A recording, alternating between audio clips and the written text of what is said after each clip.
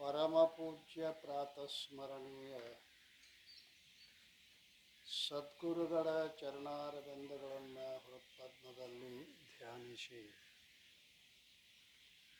ಅದ್ವೈತ ಸಾರ್ವಭೌಮ ಜಗದ್ಗುರು ಸಿದ್ಧಾರೂಢರ ಮೌನ ಮಹಾಯೋಗಿ ಜಗದ್ಗುರು ಗುರುನಾಥಾರೂಢರ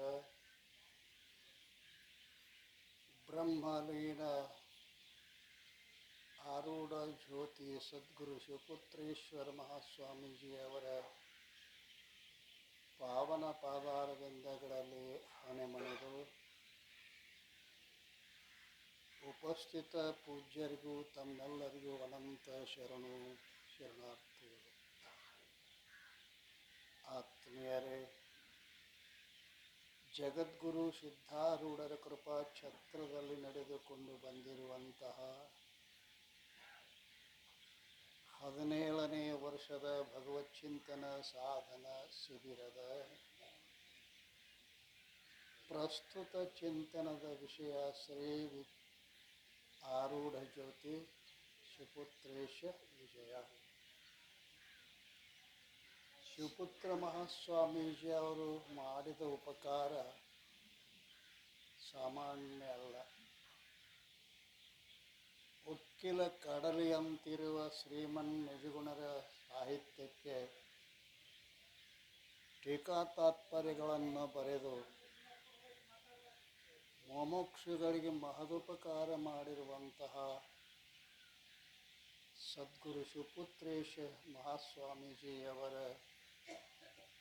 ಋಣದ ಭಾರವನ್ನು ಕಡಿಮೆ ಮಾಡುವ ಸಲುವಾಗಿ ನಾವೆಲ್ಲ ಅವರ ಪವಿತ್ರ ಚರಿತ್ರೆಯನ್ನು ಚಿಂತನೆ ಮಾಡ್ತಾ ಇದ್ದೇವೆ. ಚರಿತ್ರೆಯಲ್ಲಿ 4ನೇ ಅಧ್ಯಾಯ ಪ್ರಾರಂಭ ಆಗಿದೆ.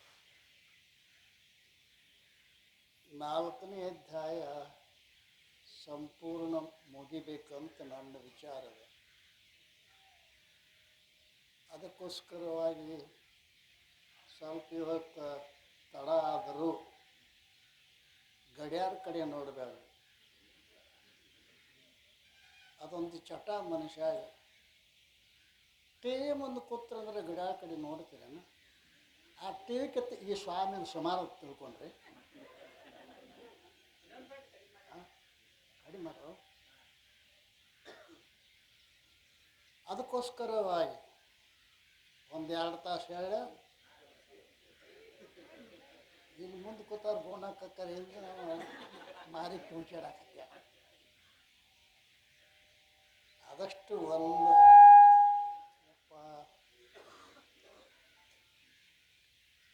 ಏನೇ ಇವತ್ತು ಆರಂಭ ಮಾಡ್ತಾ ಇದ್ದೇವೆ. ಯಾವ ಸಾಧನೆಯಿಂದ ತಾ ಸುಖ ತೀವಿ ತಾನನುಭವಿಸಬಹುದೇ ದೇವ ಹೇಳೇನು ಎಂದು ತಾ ಶಿವಪುತ್ರ ಕೇಳುತ್ತೀರಿ. ಯಾವ ಮಾನವನು ತಾನು ತನ್ನೊಳು ಜೀವ ಬ್ರಹ್ಮದ ಯೋಗದ ಅನುಭವ ತೀವಿ ಪಡೆವನು ತಾನೇ ಸುಖಿಯಂತೆಂದನಾರೂಢ. 32ನೇಯ ಪದ್ಯ. ಏನು ಪ್ರಶ್ನೆ ಮಾಡ್ಯಾನ ಶಿವಪುತ್ರಪ್ಪನವರು? ಯಾವ ಸಾಧನೆಯಿಂದ ಸುಖ ತೀವಿ ತಾನನುಭವಿಸಬಹುದೈ ದೇವ ಹೇಳನಗೆಂದು ಶಿವಪುತ್ರ ಕೇಳುತ್ತೀರಿ. ಯಾವ ಸಾಧನೆಯನ್ನು ಮಾಡಬೇಕು? ಎದರ ಸಲುವಾಗಿ? ಸುಖದ ಸಲುವಾಗಿ. ಎಲ್ಲರ ಮನಸ್ಸಿನಾಗ ಸುಖದ ಅಪೇಕ್ಷೆ ಅದ ಇಲ್ರಿ? ಸುಖ ಬೇಕು. ಸುಖ ಬೇಕಂತ ನಿಮ್ಮ ಮನಸ್ಸು ಅಂತತೆಲ್ಲ ಆ ಮನಸ್ಸನ್ನು ಸ್ವಲ್ಪ ಕೇಳ್ರಿ. ನಿನಗೆ ನಿತ್ಯ ಸುಖ ಬೇಕು ಏನು ಅನಿತ್ಯ ಸುಖ ಬೇಕು ಅಂತ ಮನಸ್ಸನ್ನು ಕೇಳಿದ್ರೆ ನೆಂದರೆ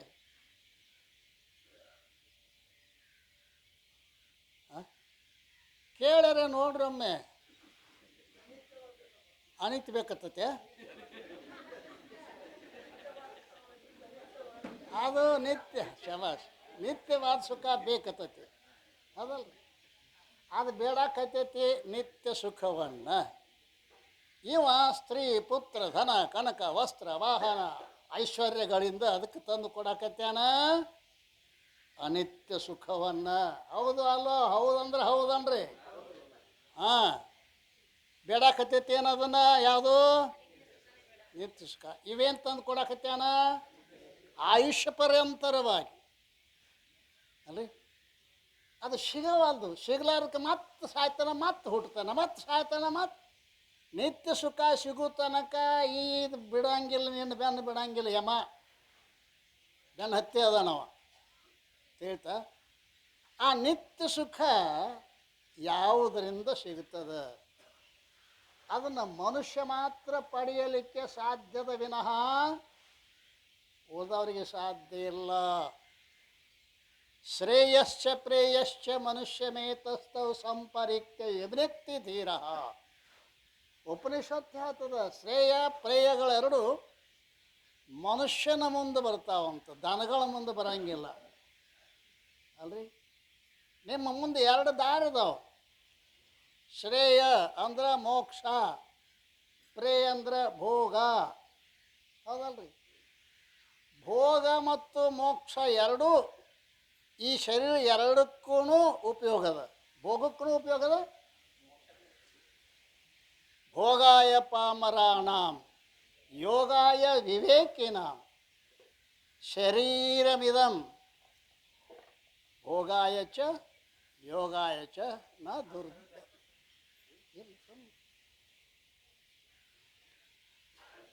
ಯೋಗ ಭೋಗ ಎರಡು ನಮ್ಮ ಮುಂದದ.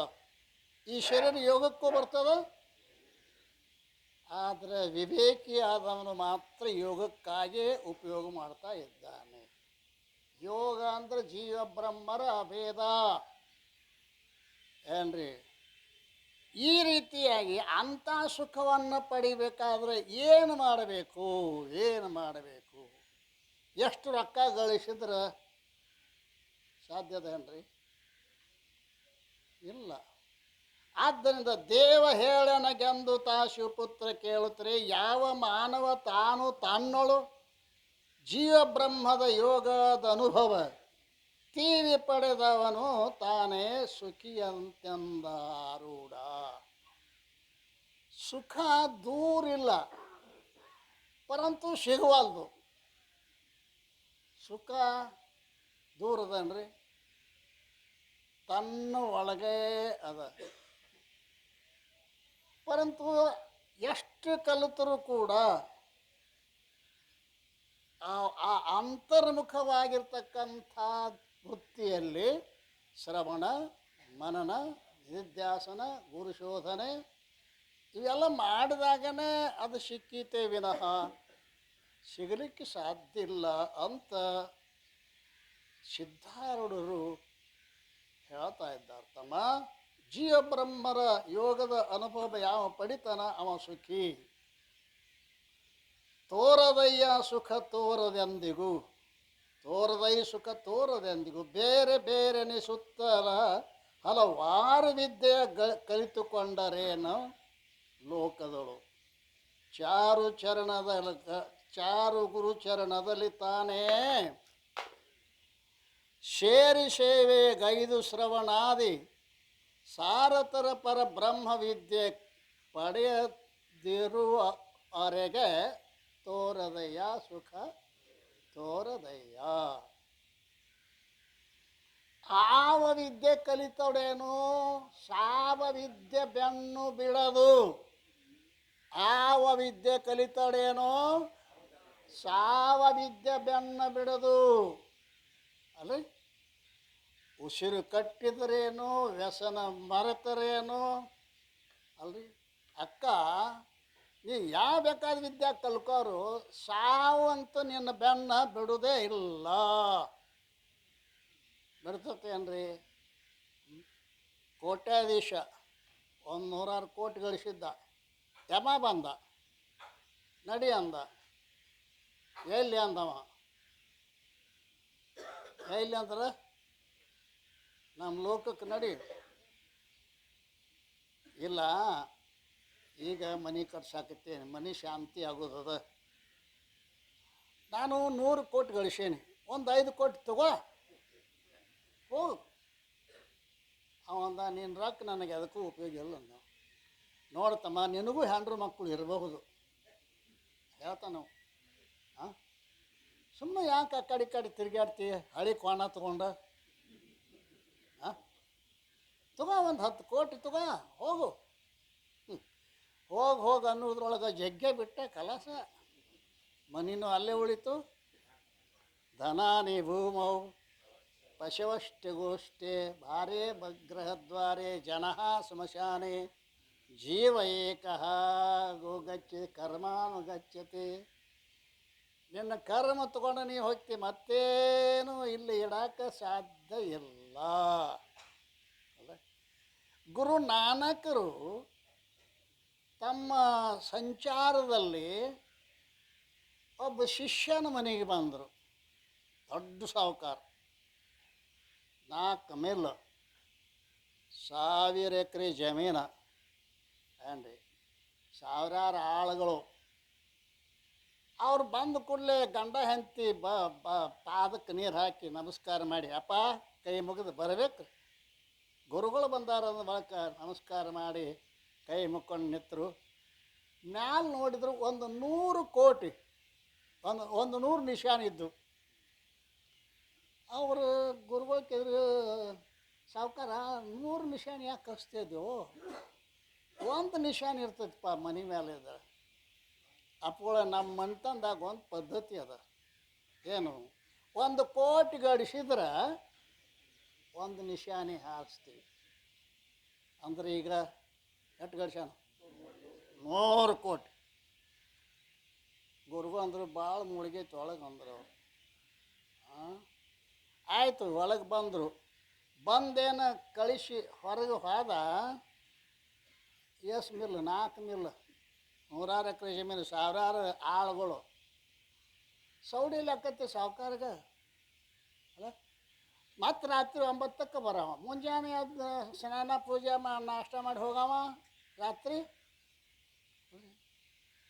100 ಎಕರೆ ಜಮೀನ, 4 ಮಿಲ್.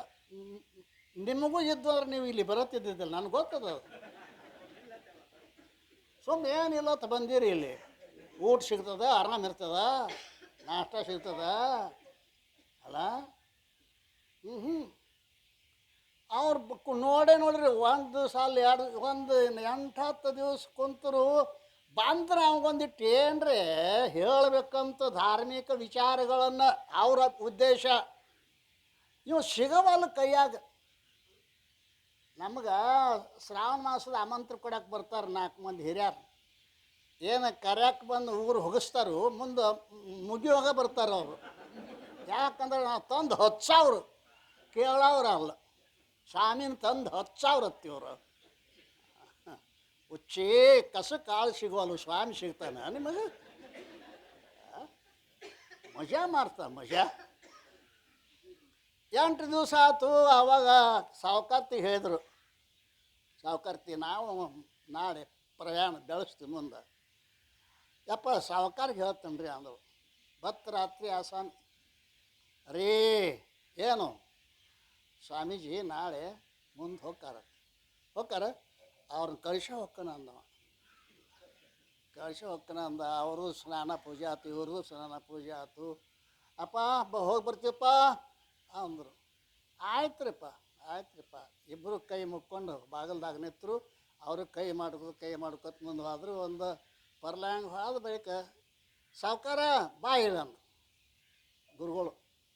ಸಾವುಕಾರ ಓಡಿ ಹೋದ. ಯಾಕ್ರಿ ಅಪ್ಪ ಯಾಕೆ? ಏನಿಲ್ಲ, ನಿನ್ನ ಮ್ಯಾಲೆ ನನಗೆ ಭಾಳ ವಿಶ್ವಾಸ ಅದ. ನನ್ನ ಹತ್ತಿರ ಒಂದು ವಸ್ತು ಅದ, ಅದು ನಿನ್ನಂತೆಕ್ಕೆ ಇಟ್ಟು ಹೋಗ್ಕನು, ಮತ್ತೆ ಬಂದಾಗ ಕೊಡಕ್ಕೆತ್ತ. ಹ್ಞೂ ರೀ ಕೊಡ್ರಿ. ಸೂಜಿ ಟಪ್ಪೆ ಆಯ್ತಲ್ಲ, ಇದನ್ನು ತಗೋ. ನಾ ವರ್ಷ ಬಿಟ್ಟು 2 ವರ್ಷ ಬಿಟ್ಟು ಮತ್ತೆ ಬಂದಾಗ ಹೋಯ್ತೇವೆ ನಾವು. ಹ್ಞೂ ರೀ ಅಂದ. ಸ್ವಾಮಿಗಳು ಗಡ್ಡ ಪಾಡ್ಡ ನೋಡಿದೆ, ಎಲ್ಲ ಬೆಳ್ಳಗಾಗಿದ್ದು. ಒಂದು ಅಪ್ಪಗಳ ನಿಮಗೂ ದಿವಸ ಭಾಳ ಆಗ್ಯಾವು, ಇನ್ನೊಮ್ಮೆ ಬಂದಾಗ ಒಯ್ತನಂತೀರಿ. ಅಕಸ್ಮಾತ್ ಆ ಕಡೆ ನೀವು ಕೈಲಾಸಕ್ಕೆ ಹೋದ್ರಿ ಅಂದ್ರೆ ಹ್ಯಾಂಗೆ? ಅವ್ರೇನಂದ್ರು, ನಾ ಹೋದ್ರೆ ಆಯ್ತು, ನೀನು ಹಿಂದಿಂದ ಬರ್ತಿಲ್ಲ, ಅಲ್ಲೇ ತೊಗೊಂಡು ಮಾಡಿ ಸೂಜಿ ಅಂದ್ರೆ ಅವ್ರು. ಅಲ್ಲೇ ಹ್ಞೂ ಅದು ಟ್ಯೂಬ್ ಲೈಟ್ ಅಂತ ಇರ್ತಾವ್ರಿ ಅವು. ಹ್ಞೂ ಅತ್ತು ಕೈಯಾಗ ಹಿಡ್ಕೊಂಡು ಬತ್ತು. ಏನದು ಏನು ತಿನ್ನಿತಿದ್ದವಲ್ಲ ಅವ. ಏನಂದ್ರು, ಏನಿಲ್ಲ ಸೂಜಿ ಕೊಟ್ಟಾರ, ಒಂದು ದಿವ್ಸ ಬಿಟ್ಟು ಬರ್ತೀವಿ, ಬಂದಾಗ ಒಯ್ಯ ಮುದುಕಾಗ್ಯಾನ ಅಜ್ಜ ಅತ್ತ ಹಾದಂದ್ರೆ ಅದನ್ನು ಹೇಳ್ಯಾರಲ್ಲ.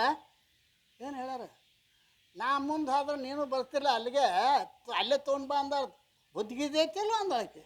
ಏನಪ್ಪ ನಾವು ಶಾನ್ಯಾರ, ಯಾರ್ದು ಮನ್ಯಾಗ ಹುಟ್ಟಿ ನಿಮ್ಮ ಮನೆ ಮಾಲಕರಕ್ಕಾರ ಅಂದ್ರೆ ಸಾಮಾನ್ಯನ. ಮತ್ತು ಹೆಂಗೆ ಮಾಡಿ ಈಗ ಕೊಟ್ಬಿಡ್ರಿ ಹೋಗಲ್ಲ ಅಂದ್ರೆ. ಹಾಂ ಅಪ್ಪಗಳ ಗೊತ್ತಿತ್ತು ಅಪ್ಪಗಳಿಗೆ, ಆಕೆ ಇಂಜೆಕ್ಷನ್ ಕೊಡ್ತಾಳೆ, ಇದು ಓದಿ ಬರ್ತೈತಿ.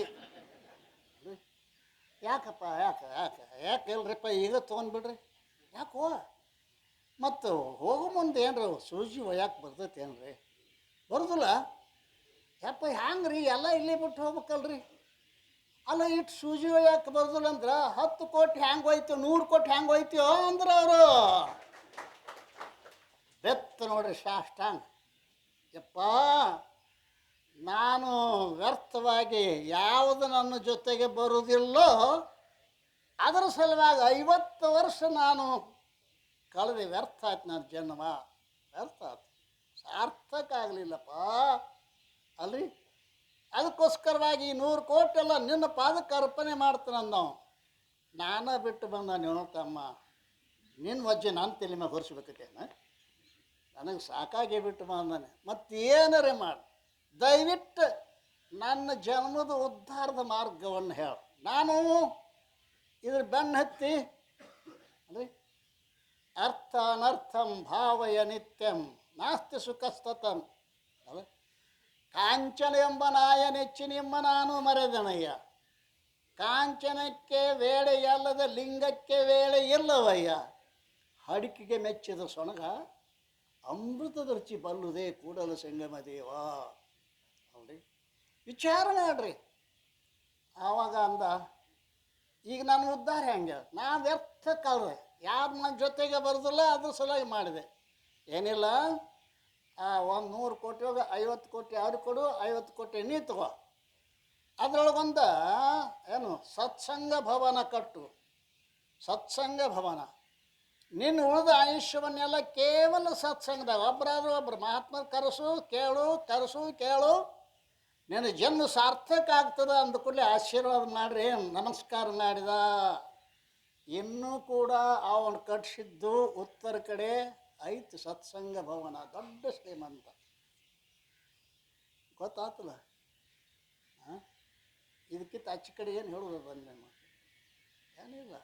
ಆದ್ದರಿಂದ ಯಾವುದು ಜೀವ ಬ್ರಹ್ಮರ ಅಭೇದದ ಜ್ಞಾನವನ್ನು ಮಾಡಿಕೊಳ್ಳತಾನೋ ಅವಾಗ ಸುಖ ತೋರ್ತದೆ. ಚಾರು ನಿಗಮಾದಿಗಳ ನೋಡಿರೆ ಭೂರಿ ಸಗುಣಾದಿಗಳ ಸಂತತಿ ಸೇರಿಕೊಂಡಿಳೆಯೊಳಗೆ ಸದ್ಗುಣ ಎನಿಸಿಕೊಂಡಿರುತ್ತೆ. ಬಾರಿ ಬಾರಿಗೂ ಜನರು ತನ್ನನ್ನು ಗೌರವಾದರದಿಂದ ಬಣ್ಣಿಸೆ ಸಾರಥರ ಜೀವೈಕ್ಯ ಶಿವಜೀವೈಕ್ಯ ತಿಳಿಯದಿರಿ ತೋರದೆಂದಿಗೂ ಸುಖ ಅಲ್ರಿ. ಈ ಬೇಕಾದಷ್ಟು ಗಳಿಸು, ಬೇಕಾದಷ್ಟು ನಿನ್ನ ಹೊಗಳ್ತಾರೆ. ನೊಣಕ್ಕೆ ಮುಸುರು ವ್ರಣ ಅಂದ್ರೆ ಗೊತ್ತ ಹುಣ್ಣ. ವರ್ಣಕ್ಕೆ ಮುಸುರುವ ನೊಣಗಳಂತೆ ನಿನ್ನನು ಜನರು ಹಣವಿರುವ ಪರ್ಯಂತ ಓಲೈಪರು. ಹಣವು ನಿನ್ನಲ್ಲಿ ಮುಗಿದ ಮರುದಿನ ಅವರೇ ಹೆಣವು ಕಂಡಂತೆ ದೂರಕ್ಕೆ ಹೋಗುತ್ತೀಹರು. ಸರ್ಪಭೂಷಣ ಅಲ್ರಿ. ಹೆಂಗೆ ಈ ಹುಣ್ಣಾದ್ರೆ ನೊಣ ಬಂದು ಕುಂಡ್ತಾವಲ್ಲ, ಹಣ ಇರ್ತಕ್ಕ ಅನಾರ ಏನನ್ನವರು ಪರಂತು ವಿಚಾರ ಮಾಡ್ತಮ್ಮ. ಇಷ್ಟೆಲ್ಲ ಇದ್ರೂ ಕೂಡ ಸಾರಥರ ಶಿವಜೀವೈಕ್ಯ ತಿಳಿಯದಿದ್ದರೆ ಸುಖ ತೋರದು. ಮಂದಗತ್ತಲೆಯಲ್ಲಿ ಭ್ರಾಂತಿಯಲಿಂದ ತೋರುವ ಸರ್ಪ ಹಗ್ಗದ ಅಂದ ಒರಿಯದೆ ಪೂಜೆಗೈದರೆ ಸರ್ಪ ಹೋಗುವುದೇ. ಕತ್ತಲ್ದಾಗ ಹಾವು ಕಂಡತಿ ಹಗ್ಗದಾಗ ಹಾಕ್ದಾಗ ಹಾಕೊಂಡಿತ್ತು ತೆಂಗಿನಕಾಯಿ ತೊಗೊಂಬ ಪೂಜೆ ಮಾಡು ಹೋಗ್ತೈತಿ ಅದು ಆಗೋದಿಲ್ಲದು. ಅಂದವರಿದೆ ಪೂಜೆಗೈದ್ರೆ ಸರ್ಪ ಹೋಗುವುದೇ. ಮಂದ ಮತಿಗಳು ಸುಖ ಬಯಸುತ್ತೊಂದು 1000 ಯಾಗ ಮಾಡಿರೆ ಸಂಧಿಸದು ತಾ ತತ್ವದ ಉಪದೇಶವನ್ನು ಪಡೆಯದಿರೆ. ಸುಖ ಕೈಗೆ ಸಿಗವಲ್ದು. ಮನುಷ್ಯನ ತುಂಬ ಸುಖದ ಆಸೆ ಅದ. ಯಾವುದು ಸುಖದ ಮಾರ್ಗ ಅನ್ನೋದೇ ಗೊತ್ತಾಗೋದಿಲ್ಲ ಭಾಳ ಜನರಿಗೆ ಗೊತ್ತಿಲ್ಲ. ಸುಖದ ಮಾರ್ಗ ಯಾವುದು ಅದು ಗೊತ್ತಿಲ್ಲ. ದುಃಖವನೇ ಸುಖವೆಂಬ ರವಿವೇಕಿಗಳು. ಇನ್ನು ಏನು ಅನ್ನಬೇಕು? ಏನತ್ರಿ ಅನ್ರಪ್ಪ? ದುಃಖವನೇ ಸುಖವೆಂಬ ರವಿವೇಕಿಗಳು. ದುಃಖ ಸುಖದ ಸೋಗ ಹಾಕ್ಕೊಂಡು ಬರ್ತೈತಿ. ಅದು ರಾಮಾಯಣದೊಳಗೆ ಶೂರ್ಪಣಿಕೆ ಅಂತ ಎದ್ದು ಗೊತ್ತೈತಿ. ಆ ರಾಕ್ಷಸಿದ ಕರಾಳ ರಾಮನ್ ನೋಡಿ ಆಕೆಗೆ ಮೋಹಿಸಿರು. ರಾಮನನ್ನು ಮದುವೆ ಮಾಡ್ಕೋಬೇಕಂತ ಹೇಳಿ ಸುಂದರ ರೂಪ, ಅತ್ಯಂತ ಸುಂದರ ರೂಪವನ್ನು ತೊಟ್ಕೊಂಡು ಬಂದಳು. ಬಂದಾಗ ನೋಡಿದ ಗೊತ್ತಾತಕಿ ಅವ್ರಿಗೆ ರಾಮ ಗೊತ್ತಾಗವಲ್ದೇನು. ಇದು ಶೂರ್ಪಣಿಕೆ ಅದ. ಇದು ಸುಂದರ ರೂಪವನ್ನು ತಾಳ್ಕೊಂಡು ಬಂದದ. ನನ್ನ ಮದುವೆ ಮಾಡ್ಕೋ ಅಂದಳು. ಇಲ್ಲ ನನಗೊಬ್ಬಕ್ಕೆ ಹೆಂಡತಿ ಅದಾಳು, ಅಲ್ಲಿ ಲಕ್ಷ್ಮಣದನು ನಮ್ಮ ತಮ್ಮ, ಅಲ್ಲಿ ಹೋಗಿ ಅಂದ. ಅಲ್ಲಿ ಅನ್ನ ಕಳಿಸ್ಯಾನ ಅಂದ್ಬಳಕ್ಕೆ ಗೊತ್ತಾತ ಅವಂಗು ಇದು ಶೂರ್ಪಣಿಕೆ ಅದ. ಮೂಗಕ್ಕೆ ಹೋದದ್ರದು. ಯಾಕೆ ಹೇಳಬೇಕಾಗೈತಿ? ಶೂರ್ಪಣಿಕೆಗೆ ಸುಂದರ ರೂಪವನ್ನು ಹಾಕ್ಕೊಂಡು ಬಂದಾಗ ರಾಮ ಮಾತ್ರ ಗುರ್ತಾ ಹಿಡ್ದ. ದುಃಖ ಸುಖದ ಸೋಗ ಹಾಕ್ಕೊಂಡು ಬಂದಾಗ ಮುಮುಕ್ಷು ಮಾತ್ರ ಗುರ್ತಾ ಹಿಡಿತಾನೋ ಹುಚ್ಚುಗಳ್ರ್ಯ. ಇದು ಇದು ಇದು ಇದು ಸುಖದ ಶೋಕ ಹಾಕ್ಕೊಂಡು ಬಂದೈತಿ. ಇದು ದುಃಖದ ಪಡೆಬೇಡಿ ಹೇಳು ಮೊದಲತ್ಯಾಸ, ನಡುವಿನತಿ ಹೃದಯ ಸುಖದ ವಾಸ, ಕಡೆಯಳು ಹೇಸಿಗೆ ಮುಸ್ಕುತ್ತಿರುವುದು, ಸಿಡಿಮಿಡಿ ಆಗಡೆ ಮನಸ್ಸಿಂಗಹುದು. ಅದ ಆದ್ದರಿಂದ ಅಣಿಮೆ ಮೊದಲಾದಾಗಿದ್ದ ಸಿದ್ಧಿಗಳ ಅನಿತು ಕಷ್ಟವ ಪಟ್ಟು ಸಾಧಿಸಿ ಜನರಿಗಚ್ಚರ ದೋರಿ ಮಹಿಮೆಗಳ ಗಳಿಸಿ ಲೋಕದಳು ಮನದನಿಯ ಡಂಗುರವ ಸಾರಿರೆ ಜನನ ಮರಣಗಳ ಅಳಿಯಬಲ್ಲವೆ ತನಯ ತಾನೇ ಶಂಭುಲಿಂಗದ ಅನುವನರಿಯದಿರೆ. ಸಿದ್ಧಿ ಈಗ ನಾವು ದಾರ ಚೀಟಿ ಕಟ್ಟಾಕಿದ್ದೀವಿ, ನಮ್ಮ ಮಂದಿ ಇದಕ್ಕಿಂತ ಹೆಚ್ಚು ಕೊಡ್ತೈತೆ ಮತ್ತೆ. ನೋಡ್ರಿ ದಾರ ಚೀಟಿಗೆ ಈ ಹೆಣ್ಮಕ್ಳು ಬಾವ್ರಿ ದಾರ ಚೀಟಿಗೆ. ಅಯ್ಯೋ ಅಪ್ಪ ಕಟ್ಟಿದಂದ್ರೆ ಮಕ್ಕಳಕ್ಕ, ಅಪ್ಪ ಕಟ್ಟಿದ ಮಕ್ಕಳಕ್ಕ ಮದುವೆ ಮಾಡ್ಕೋಬೇಡ. ಅಪ್ಪ ಕಟ್ಟಿದ ಮದುವೆ ಹಾಕಲ್ಲ, ಮದುವೆ ಯಾಕೆ ಮಾಡ್ಕೋಬೇಕು? ಹುಚ್ಚರ ಆಟ. ಆದ್ದರಿಂದ ಚಾಂಗದೇವ ದೊಡ್ಡ ಸಿದ್ಧಿ ಪುರುಷ. ಅವ ಈ ಜ್ಞಾನೇಶ್ವರ ಮಹಾರಾಜರ ಕೀರ್ತಿಯನ್ನು ಕೇಳಿ ಪತ್ರ ಬರಿಬೇಕಂದ. ಆಶೀರ್ವಾದ ಅಂತ ಬರಿಬೇಕಾದ್ರೆ ಅವ ಜ್ಞಾನಿ ಅದಾನ, ಆಶೀರ್ವಾದ ಬರ್ಯಾಕೆ ಬರಂಗಿಲ್ಲ. ನಮಸ್ಕಾರ ಅಂತಂದ್ರೆ ಅವ್ನು ಸಣ್ಣವ ನನಗಿತ ಬರೆಯೋಕ್ಕಾಗದಾಗ ಕಳಿಸಿದತ್ತ. ಬರೆಯಕ್ಕೆ ಆಕೆ ನೋಡಿಳು ಮುಕ್ತಾವಾಯಿ. ಖೋರ ಹಾಯ್ ಖೋರ ಅಂದ್ರೆ ಇದಕ್ಕೆ ಪಕ್ಕ ಖೋರ ಐತಿ. ಬೆಟ್ಟಾಗಿ ನಡಿಯೋನು. ಅವ ಹುಲಿ ಮೇಲೆ ಕುಂತ ಹಾವಿನ ಬಾರ್ಕೋಲ್ ಮಾಡ್ಕೊಂಡು ಬಂದ. ಇವರು ಜಳಕ ಮಾಡಿ ಗಾಡಿ ಮ್ಯಾಗ ಕೂತಿದ್ರತ್ತ. ಹಿಂಗೆ ಬರಾಕತ್ತ ಅನ್ಕೂಲೆ ಗಾಡಿಗೆ ನಡಿ ಅಂದತ್ತ. ಗಾಡಿನ ನಡೀತಂತ ಅಲ್ಲಿ ತನಕ ಅದು ನೋಡಮ್ಮ ಅಪ್ಪ ನಾವು ಜೀವಂತ ಒಂದು ಪಶುವರ ಹಿಡ್ಕೊಂಡು ಬಂದ ಜಡವಾದ ಗಾಡಿನ ನಡೆಸ್ತಾನ ಅಂದಾನು. ಓಡಿ ಬಂದು ಸಾಷ್ಟ ನಮಸ್ಕಾರ ಹಾಕಿದತ್ತ ಪುಣ್ಯಾತ್ಮ. ಯಾಕೆ ಜ್ಞಾನ ಅಂದ್ರೆ ಭಾಳ ಶ್ರೇಷ್ಠ ಅದ ಅಲ್ರಿ. ಜ್ಞಾನಕ್ಕೆ ಸಮಾನವಾದದ್ದು ಜಗತ್ತಿನಾಗ ಇನ್ನೊಂದೇ ಯಾವುದು? ನಹಿ ಜ್ಞಾನೇನ ಸದೃಶಂ ಪವಿತ್ರಮಿಹ ವಿದ್ಯತೆ. ಆದ್ದರಿಂದ ಇನ್ನು ಶಿವಪುತ್ರ ದೇಹಕ್ಕೆ ಬೆನ್ನೋ ಭಿನ್ನನೆಂಬುವುದನ್ನು ಪೇಳುವೆ. ನಿನ್ನ ನೀ ತಿಳಿಯುವುದು ತಾನೇ ನಿತ್ಯ ಲಕ್ಷಣದಿ. ಮಣ್ಣಿನಲಿತ ಘಟವು ಪುಟ್ಟುತ ಮಣ್ಣನೇ ಮರೆಸಿರ್ದರೇನದು ಮಣ್ಣು ತಾನೇ ನಿತ್ಯ ಘಟದ ಖುಷಿಯು ನೋಡೆಂದ. ಇನ್ನು ಕೇಳ ಶಿವಪುತ್ರನೇ, ಈ ನಿತ್ಯ ಅನಿತ್ಯ ವಿಚಾರ ಅದಲ್ಲ. ನಿತ್ಯದ ಯಾವುದು? ಮಣ್ಣು ನಿತ್ಯದನೋ ಘಟ ನಿತ್ಯದನೋ? ನೀವೇನು ಹೇಳ್ತಿರ್ತೀರಿ? ಘಟ ಐತಿ ಅಂತೀರಲ್ಲ.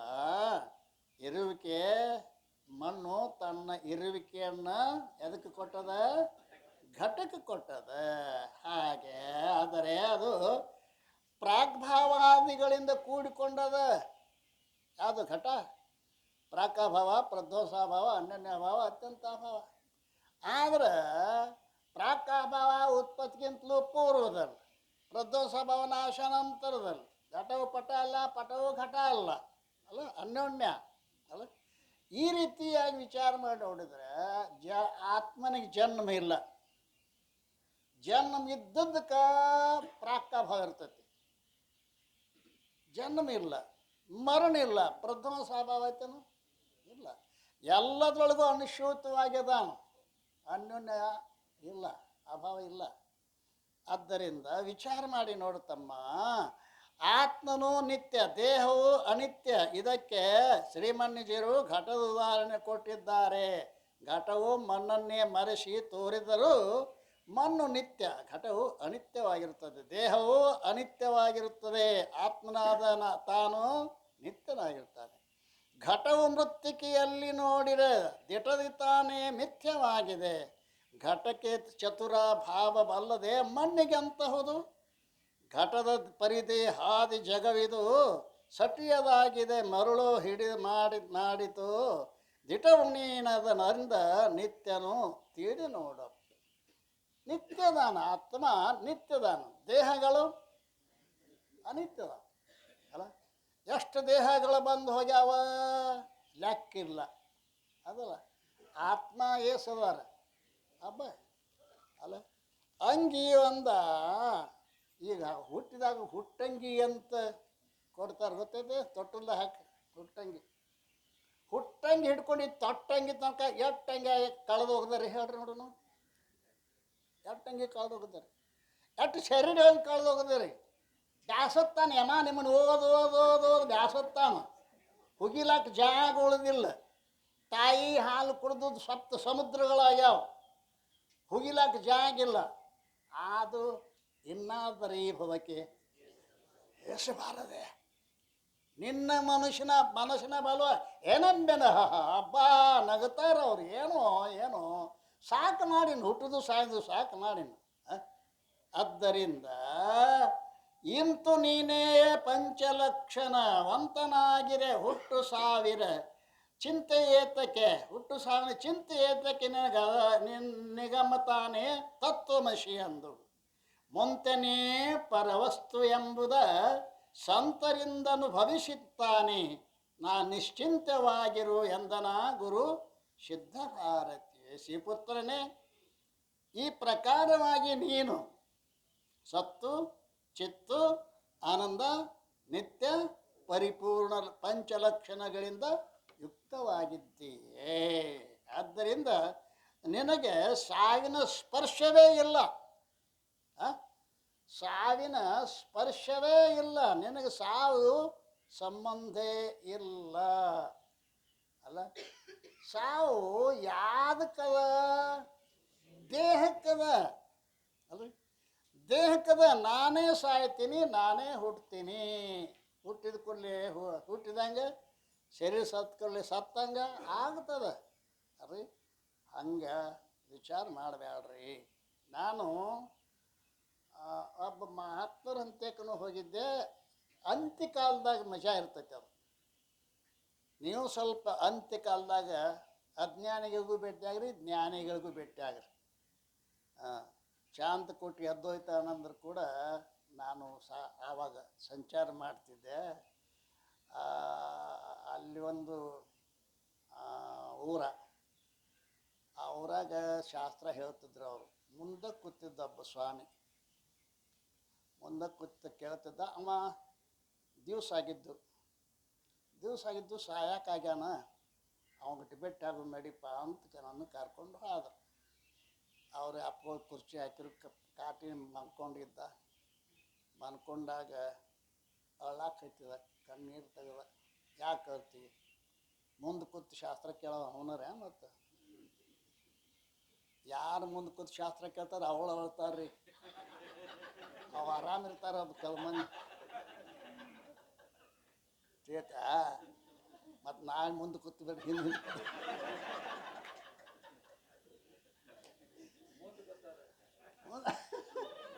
ಮುಂದೆ ಕೂತಾರ ಸಾಯುದಿಲ್ಲ. ನನಗೆ ಗೊತ್ತದ ಮುಂದೆ ಕೂತಾರ ಸಾಯುದಿಲ್ಲ. ಅವ ಯಾಕೆ ಅಳ್ತೀಯ? ಅವ ಅಲ್ರಿ ಯಮಲೋಕದಾಗ ನರಕ ಹಚ್ಚತ್ತ. ಅದು ಅದೇ ಅವ್ನು ಪಾಪ ಮಾಡಿದ್ದು ಕಾಣ್ತೈತೆ ಬಹುತೇಕ. ಆವಾಗ ನೆನಪಾಗ್ತಾವ ನಿಮಗೆ ಈಗ ನೆನಪಾಗಂಗಿಲ್ಲ. ಯಮ ಬಂದು ನಿಂತಾಗ ಅವ ನೆನಪಾಕತಿ. ಆವಾಗ ಏನನ್ನ ಅದೇನು ತಲೆ ಹತ್ತಬೇಡ, ಓಂ ನಮ ಶಿವಾಯ ಅನು, ಓಂ ನಮ ಶಿವಾಯ ಅನು ಅಂದ್ರ ಪೋಳು. ಇನ್ನೊಂದು 4 ದಿವಸ ಬದುಕಿದ್ರೆ ಚಲೋ ಆಕತಿ. ಎಲ್ಲರದು ಹಿಂಗೆ ಆಯ್ತು. 80 ವರ್ಷ ಬದುಕಿ ಏನೂ ಆಗಿಲ್ಲ. ಇನ್ನು 4 ದಿವಸ ಏನು ಮಾಡೋದಿಲ್ಲ ನೀನು. 80 ವರ್ಷ ಬದುಕಿ ಏನು ಆಗಿಲ್ಲ, ಇನ್ನು 4 ದಿವಸ ಬದುಕಿ ಏನು ಮಾಡೋದಿ? ಅಲ್ಲ ಮತ್ತ್ಯಾಕೆ 4 ದಿವಸ? ಎಲ್ಲ ಹೆಣ್ಮಕ್ಳು ಕೊಟ್ಟದಿ, ಗಂಡು ಮಕ್ಕಳ ನೌಕರಿ ಆಗೈತಿ, ಎಲ್ಲ ಆಗೈತಿ. ಏನು ಯಾಕೆ ಇಲ್ಲ? ಆ ಕಡೆ ನಮ್ಮ ಭಕ್ತರದಾರು, ಆ ಭಕ್ತರು ನನ್ನ ಮಕ್ಕಳನ್ನ ಕರ್ಕೊಂಡೋಗಿ ಅವ್ರ ಪರಿಚಯ ಮಾಡಿಸ್ಬೇಕತ್ರಿ. ಅದ್ರ ಸಲುವಾಗಿ 4 ದಿವಸ ಬೇಕಂತ ಹೇಳ್ತಾನ. ಹನೇ ಬರ ಅಲ್ಲಿಂದ ಸುರಪುರ ಶಂಕರ ಭಟ್ರಂತೆ ಹೋದೆವು ಜ್ಞಾನಿಗಳು. ಹಾಸಿಗೆ ಮಲ್ಕೊಂಡಿದ್ರು ಅವರು. ಅಂತ್ಯ ಕಾರಣ ಹಾಸಿಗೆ ಮಲ್ಕೊಂಡಿದ್ರು. ಕಾಣಿಸುತ್ತಿದ್ದಿಲ್ಲ. ಅಟ್ಟು ತೆಳ್ಳಗೆ ಮುದುಕ, ಭಾಳ ತೆಳ್ಳಗಿದ್ದವ. ಶಿವಪುತ್ರಪ್ಪ ಅವ್ರ ಪುಣ್ಯಾರಾಧನೆಗೆ ಬಂದಿದ್ದು ನೋಡು. ಏನು ಹೆಂಗಿದ್ದು ಗೊತ್ತೇನು? ಹಿಂಗೆ ಬಾಯಿ ತೆರ್ತಿದ್ದು ಹಿಂಗೆ. ಆದರೂ ಬಂದು 4 ಮಾತು ಮಾತಾಡಿದವ. ಜ್ಞಾನಿಗಳು ಎದಕ್ಕೂ ಹೆದರುದ್ರು. ಅದಕ್ಕೆ ಮಲ್ಕೊಂಡಿದ್ರು. ಅದ್ವೈತ ಅಂದ್ರೆ ಬಂದ್ರಿ ಯಾರು ಯಾರು ಬಂದ. ಎದ್ದ ಕೂತ ಮುದುಕ, ಎದ್ದು ಕೂತಂದು ತಾಸು ತನಕ ಶಾಸ್ತ್ರ ಹೇಳ್ದು ನೋಡ್ರಿ. ತಾಸು ತನಕ ಪುಣ್ಯಾತ್ಮ ಜ್ಞಾನಿಗಳು ಅಲ್ಲ. ನೀವು ನೋಡಕ್ಕದು ಹೋಗಿರ್ತೀರಲ್ಲ ಸಾಯಕ್ಕೆ ಹಚ್ಚಿದವ್ರನ್ನ. ಈ ಕಾಡಿ ಸುದ್ದಿ ಮಾತಾಡಬೇಡ್ರಿ. ಶಿವಾಯನ ಮಾಡ್ರಿ ಅವ್ರಿ. ಕಾಕ ನಂದು ಗುರ್ತು ಹತ್ತತಿ. ಕಾಕಂದು ಕಾಕ ಗುರ್ತು ಹತ್ತು ಒಂದು. ಆ ಸಣ್ಣ ಮಗಳು ಏನು ಹೇಳಿದಿ? ಅಯ್ಯೋ ಯಪ್ಪ, ಎಲ್ಲ ಅವ ಅದಾವ. ನಿಮಗೆ ಹೇಳ್ತು, ಎಲ್ಲ ಅವ ಅದಾವ. ಅಳುವ ಅದಾವ. ಅದನ್ನ ನೋಡಿ ಇದು ಅಳುದು, ಇದನ್ನ ನೋಡಿ ಅದು ಅಳುದು. ಹುಚ್ಚೋಡ್ರ್ಯಾ. ಅದಕ್ಕಂತಾನಲ್ಲ ನಿಶ್ಚಿಂತ ಎಂದನ ಸಿದ್ಧ ಭಾರತೀಯೋ ಮುಂಚೆನೇ ಪರವಸ್ತು ಎಂದದ ಎಂಬುದ ಸಂತರಿಂದದ ಅನುಭವಿಸಿತಾನೆ ನಿಶ್ಚಿಂತನಾಗಿರು ಎಂದನ ಗುರು ಸಿದ್ಧರ. ಕೇಳು ವೇದಗಳಲ್ಲಿ ತಾನೆ ಹೇಳಿದ ಮಹಾವಾಕ್ಯಗಳಲ್ಲಿಯೇ ಹೇಳುತ್ತಿಹದ ತತ್ವಮಶಿಯಂತೆಂಬ ಮಹಾವಾಕ್ಯ. ಆಳವಾದ ಅರ್ಥವನು ಗುರಿಂ ಕೇಳಿ ತಿಳಿದೊಡೆ ಭುವನದೊಳಗದ ಹೇಳಲೇನದವ ತಾನೇ ಜೀವನ್ ಮುಕ್ತ ನೆನೆಸುವನು. ಜೀವನ್ ಮುಕ್ತ ಜೀವಿಸಿಕೊಂಡಿರುವಾಗನೇ. ಕೆಲವು ಮಂದಿ ಸತ್ತ ಬಳಿಕ ಮುಕ್ತ ಅಕ್ಕರಂತ ಹೇಳ್ತಿರ್ತಾರೆ. ನಮ್ಮ ವೇದಾಂತ ಹಂಗಿಲ್ಲ. ಅದು ಜೀವಿಸಿಕೊಂಡಿರುವಾಗನೇ ಮುಕ್ತಿಯ ಸುಖವನ್ನು ಅನುಭವ ಮಾಡ್ತಾ ಇದ್ದಾನೆ.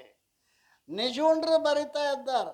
ಬಂದುದನಹುದಲ್ಲೆಂಬುವನಲ್ಲ, ಮುಂದಹನೊಂದಂ ಬಯಸುವನಲ್ಲ, ಕಳೆದುದನೊಂದಂ ನೆನೆವನಲ್ಲ, ತಿಳಿಯದರೆಂಬನಸಂ ತನಗಿಲ್ಲ.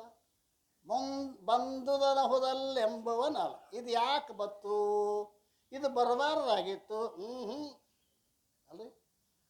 ಬಂದುದನಹುದಲ್ಲೆಂಬುವನಲ್ಲ, ಮುಂದಹನೊಂದಂ ಮುಂದೆ ಹಿಂಗಾಗಬೇಕು ಅಂತನೂ ಅಲ್ರಿ ಬಯಸೋನಲ್ಲ, ಕಳೆದುದ ನಮ್ಮ ನೆನೆವನಲ್ಲ. ಭಾಳ ಮಜಾ ಆತ. ನಂದ ಒಂದು ದೃಷ್ಟಾಂತ ಹೇಳ್ತೇನೆ ನಿಮಗೆ. ಕಳೆದುದನೊಂದಂ. ನಾನು ದಯಾನಂದ ಅಪ್ಪಗಳು ಕೂಡಿಸಿ ಒಂದು ಕಾರ್ಯಕ್ರಮಕ್ಕೆ ಹೋಗಿದ್ದೆವು. ಅಪ್ಪಗಳು ನಾವು ಒಂದೋ ರೂಮ್ನಾಗ ಮಕ್ಕೋತಿದ್ದೆವು. ಅದು ಪ್ರವಚನ ನಡೆದಾಗ ನನಗೆ ಹೋಗ್ಬೇಕಾಗಿತ್ತು. ಅಪ್ಪ ಹೋಗಿ ಬರ್ತೀನಿ ರೀ ಅಂದೆ. ಹೋಗಿ ಬಾ ಅಂತ ಹೋದೆ. ಅಲ್ಲಿ ಹೋಗಿ ಅದು ಟಾಕಿ ಕೈ ಕಾಲು ತೊಳ್ಕೊಂಡು ಬಂದೆ. ಆಗ ಕೈಯಾಗಿನ ಗಡಿಯಾರ ಬಿಚ್ಚಿ ಬಿದ್ದಿತ್ತು. ಅದು ಗೊತ್ತಾಯಿಲ್ಲ ನನಗೆ. ಬಂದು ಊಟ ಮಾಡಿ ಪ್ರವಚನ ಮುಗಿತು, ಊಟ ಮಾಡಿದ್ದು ಮಕ್ಕೊಂಡು ನೋಡಿದೆ ಅಪ್ಪಗಳ ಗಡಿಯಾರ ಕಾಳತ್ರಿ ಅನ್ನೆ. ಇನ್ನು ನಿನಗೆ ನಿದ್ದೆ ಹತ್ತುದಿಲ್ಲ ಅಂದರು. ಹಂಗಾಗೈತ್ರಿ ಅನ್ನನು. ಉಳ್ಯಾಡಿನಿ ಮನುಷ್ಯ ಹೇಳ್ತಿದ್ನೆ ಅದು ಅನಿತ್ಯದ, ಸುಳ್ಳದ ಹತ್ತಿದ್ದೆ. ಅದತ್ತಿತ್ತು ಭಾಳ ಚಲೋ ಇತ್ತದ, ಅದನ್ನ ಭಾಳ ಬಿರಿ ಐತಿ, ಭಾಳ ಕಷ್ಟ ಅದ. ಎಷ್ಟೋ ತಕ್ಕ ಹೊಳ್ಳಾಡ್ತತಿ. ನಿದ್ದೆ ಇತ್ತು. ಹರೆಯದ ಹುಡುಗ ತಂದು ಕೊಟ್ಟೆ. ಅಲ್ಲಿ ಬಿದ್ದಿತ್ತು ನೋಡ್ರಿ ಟಾಕಿ ಅಂತಕ್ಕಂಥ.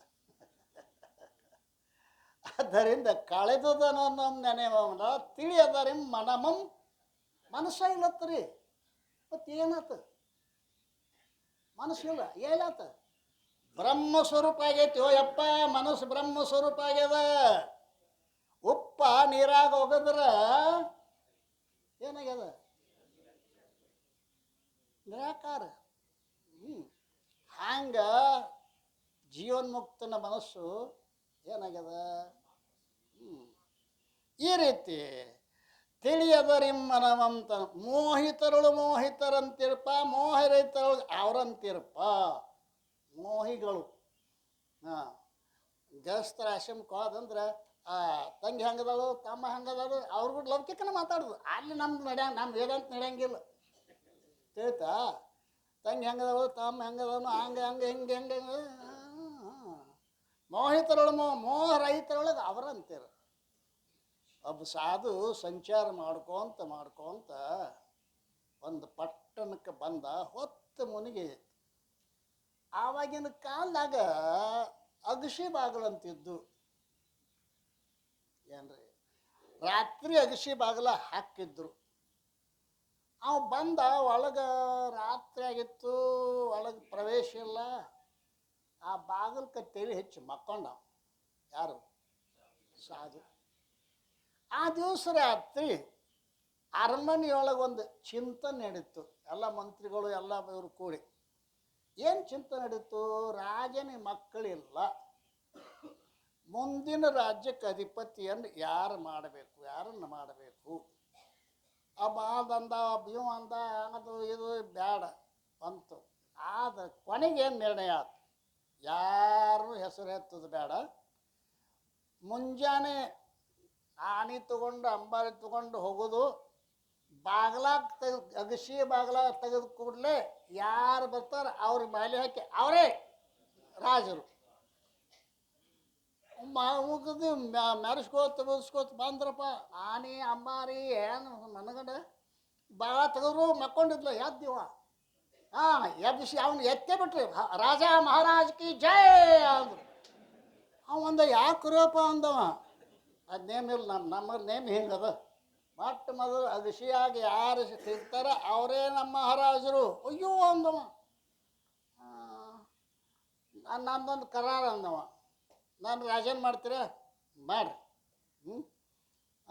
ಮತ್ತು ಈ ಬಟ್ಟೆ ತೆಗೀರಿ, ಕೆಂಪು ಬಟ್ಟೆ ಕಾವಿ, ಅವನ ಗಂಟು ಕಟ್ರಿ. ಗಂಟು ಕಟ್ಟಿ ಸಿಂಹಾಸನ ಮೇಲೆ ಆ ಗಂಟು ಕಟ್ರಿ. ಹ್ಞೂ ಅಂದು.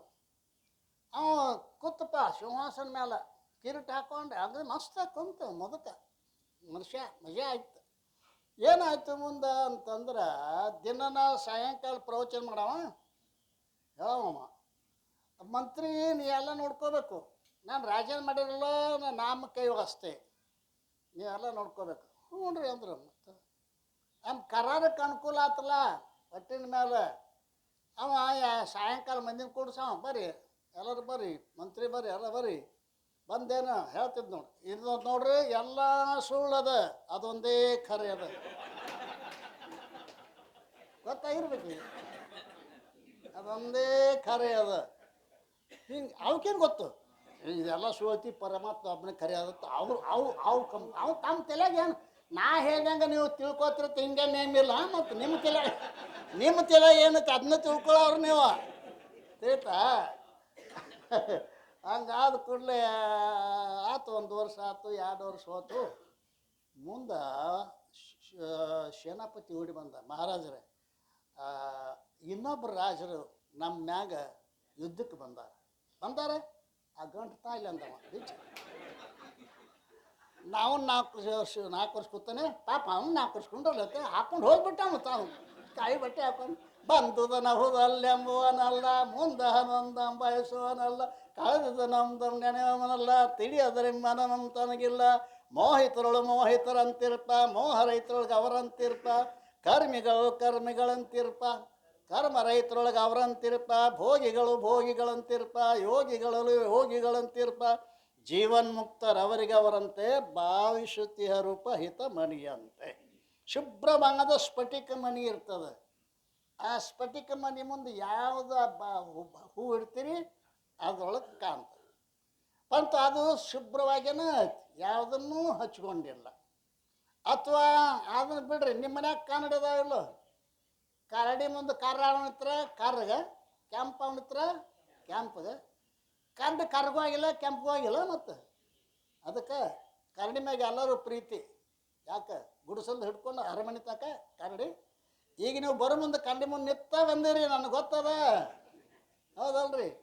ಯಾಕೆ ಕರಡಿ ಇದ್ದಕ್ಕಿದ್ದಂಗೆ ತೋರ್ತದೆ, ತಾಯೇನು ಆಗುದಿಲ್ಲ.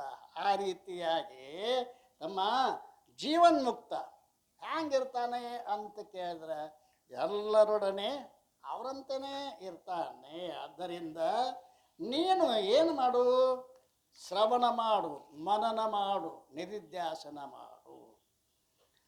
ಬಳಿಕ ಕೇಳಿ ಶಿವಪುತ್ರ ತೊಂಪದ ದೊಳಗೆ ತಾವೆರಡು ಅರ್ಥಗಳು ನೀ ತಿಳಿದು ನೋಡಲು ವಾಚ್ಯ ಲಕ್ಷಣಗಳೆಂಬ ಭೇದದಲ್ಲಿ ಹೊಳೆಯುವುದ ಸಾಕ್ಷಾತ್ ಪರಂಪರೆ ಗಡಲಿತ ಸಂಬಂಧವಿಯದಿಂದುರೆ ತಿಳಿದುಕೊಂಡ ಅರ್ಥಗಳು ತಾನೇ ವಾಚ್ಯ ಲಕ್ಷ್ಯಗಳು. ತಮ್ಮ ತೊಂಪದ ಅಂತೊಂದು ಅಶಿ ತೊಂಪದ ಬಹಳ ಮಹತ್ವದ್ದದ. ಈ ತೊಂಪದೊಳಗೆ ಏನದ, ಒಂದು ವಾಚ್ಯ ಅರ್ಥದ, ಒಂದು ಲಕ್ಷ್ಯ ಅರ್ಥದ. ಭಾಳ ಮಂದಿಗೆ ಲಕ್ಷ್ಯ ಗೊತ್ತಿಲ್ಲ ಅಲ್ರಿ. ವಾಚ್ಯಾರ್ಥದೊಳಗೇನೆ ನಾವೆಲ್ಲ ವ್ಯವಹಾರ ಮಾಡ್ತೀವಿ.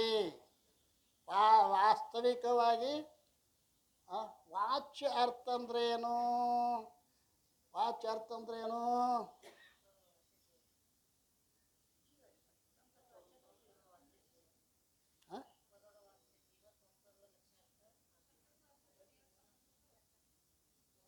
ಪದಕ್ಕೂ ಅರ್ಥಕ್ಕೂ